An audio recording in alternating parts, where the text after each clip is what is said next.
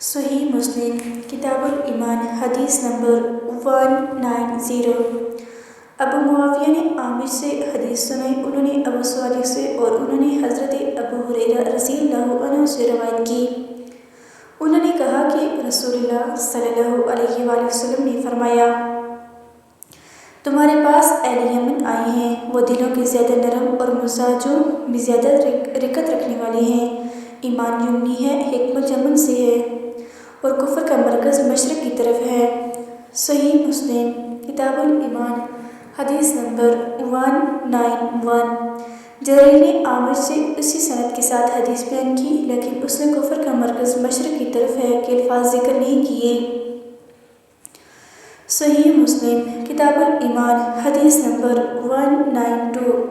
شعبہ نے عامر سے سابقہ سند کے ساتھ جریر کی طرح حدیث سنائی اور یہ الفاظ زائد بیان کیے کہ غرور اور گھمنڈ اونٹ والوں میں ہے، اور سکون و وقار بھیڑ بکری پالنے والوں میں ہے۔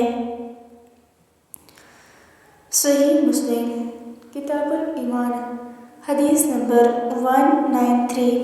حضرت جابر بن عبداللہ رضی اللہ عنہما نے کہا کہ رسول اللہ صلی اللہ علیہ وآلہ وسلم نے فرمایا، دلوں کی سختی اور جفا اکڑ پن مشرق میں ہے اور ایمان اہل حجاز میں ہے۔